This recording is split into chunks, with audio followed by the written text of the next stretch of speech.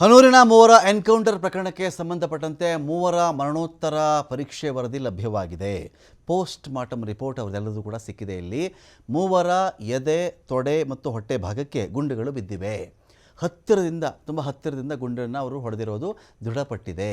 ಗುಂಡಿನ ದಾಳಿಯ ಬಗ್ಗೆ FSL ವರದಿಯಲ್ಲೇ ಉಲ್ಲೇಖ ಆಗಿಬಿಟ್ಟಿದೆ ಅಂತ ಹೇಳಿ ಇದೀಗ ಅಲ್ಲಿ ವಿಜೇಂದ್ರ ಅವರು ಒಂದು ಕಡೆಯಲ್ಲಿ ಮಾತನಾಡೋಕ್ಕೆ ಶುರು ಮಾಡಿದ್ದಾರೆ. ಮೈಸೂರಿನ KR ಆಸ್ಪತ್ರೆಯಲ್ಲಿ ಆದಂಥ ಪರೀಕ್ಷೆ ಇದು. ಅಂತೋಣಿ ಸ್ವಾಮಿ, ಪೀಟರ್ ಕುಮಾರ್ ಮರಣೋತ್ತರ ಪರೀಕ್ಷೆ ಆಯಿತು.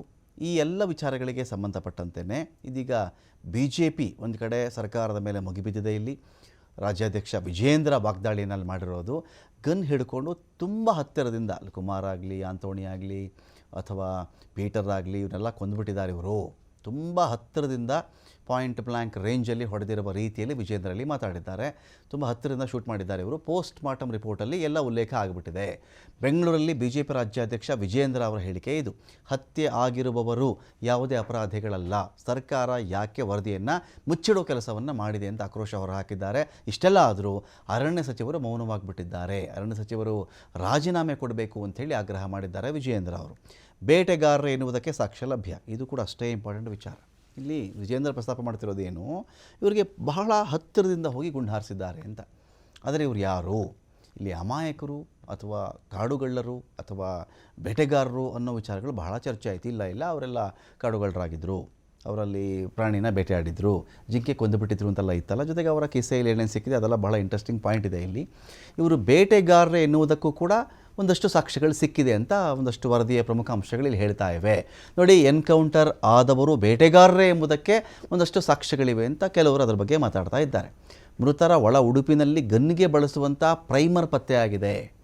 ಆಂತೋನಿ ಸ್ವಾಮಿ, ಪೀಟರ್ ಒಳ ಉಡುಪಿನಲ್ಲಿ ಪ್ರೈಮರ್ ಸಿಕ್ಕಿದೆ. ಇಲ್ಲಿ ಗನ್ಗಳಲ್ಲಿ ಗನ್ ಪೌಡರ್ ತುಂಬಲಿಕ್ಕೆ ಪ್ರೈಮರ್ನ ಬಳಸ್ತಾರೆ. ಗನ್ ಪೌಡರ್ ತುಂಬಿ ಅದಕ್ಕೆ ಮದ್ದು, ಆ ಬೆಂಕಿ ಹೊತ್ಕೊಳ್ಬೇಕಲ್ಲ, ಅದು ಹೊತ್ಕೊಂಡಾಗ ಆ ಗುಂಡು ಮುಂದಕ್ಕೆ ಚಲಿಸುತ್ತಲ್ಲ, ಅದು ವಿರುದ್ಧ ದಿಕ್ಕಲ್ಲಿ ಒತ್ತಡ ಕ್ರಿಯೇಟ್ ಆದಾಗ ಅದು ಮುಂದೆ ದಿಕ್ಕಲ್ಲಿ ಅದು ಹೋಗುತ್ತೆ ಅಂಥೇಳಿ ಅದನ್ನು ಯಾಕೆ ಇಟ್ಕೊಂಡಿದ್ರು ಇವರು? ಗುಂಡು ಹಾರಿಸೋಕ್ಕೆ ಇಟ್ಕೊಂಡಿದ್ರು. ಮರೋರು ಇವ್ರ ಬಳಿಯಲ್ಲಿ ಬಂದೂಕಿತ್ತು, ಹಾಗಾಗಿ ಇವರು ಬೇಟೆಗಾರರು ಎನ್ನುವುದಕ್ಕೆ ಸಾಕ್ಷಿ ಇದೆ ಅಂಥೇಳಿ ಒಂದಷ್ಟು ಚರ್ಚೆ ಕೂಡ ಇದ್ರ ಬಗ್ಗೆ ನಡೀತಾ ಇದೆ. 12:50ಕ್ಕೆ 11ವರೆಗೆ ಬಾಡಿ ಹೋಗ್ತದೆ, 11:50ಕ್ಕೆ ಪೋಸ್ಟ್ ಮಾರ್ಟಮ್ ರಿಪೋರ್ಟ್, ಅವತ್ತೇ ರಿಪೋರ್ಟ್ ರೆಡಿ ಆಗ್ತದೆ. ಆದರೆ ಪಾಪ ರಾಜ್ಯ ಸರ್ಕಾರಕ್ಕೆ ಇದು ಮುಖ್ಯ ಅಂತ ಯಾಕೆ ಅನಿಸ್ಲಿಲ್ಲ? ಮುಖ್ಯ ಅಂತ ಅನಿಸಿಲ್ಲ ಅಂತೇನಿಲ್ಲ, ಆದರೆ ಸತ್ಯವನ್ನು ಮರೆಮಾಚುವಂಥ ಕೆಲಸ ರಾಜ್ಯ ಸರ್ಕಾರ ಮಾಡಿದೆ. ಪೋಸ್ಟ್ ಮಾರ್ಟಮ್ ರಿಪೋರ್ಟಲ್ಲಿ ವೈದ್ಯರು ಉಲ್ಲೇಖ ಮಾಡಿರ್ತಕ್ಕಂಥ ಪ್ರಮುಖ ಅಂಶಗಳನ್ನು ನೀವು ಗಮನಿಸಿದ್ದೆ ಆದರೆ ಇದು ಲಾಂಗ್ ರೇಂಜಲ್ಲಿ ಶೂಟ್ ಮಾಡಿರ್ತಕ್ಕಂಥದ್ದಲ್ಲ, ಶಾರ್ಟ್ ರೇಂಜಲ್ಲಿ ಹೊಡೆದಿರ್ತಕ್ಕಂಥದ್ದು ಅನ್ನೋದು ಮುಂದುವರೆದ ಭಾಗವಾಗಿ ಪೋಸ್ಟ್ ಮಾರ್ಟಮ್ ರಿಪೋರ್ಟಲ್ಲಿ ಹೇಳ್ತಾರೆ. Direction of short gun entry wound, direction of short gun entry wound about downwards.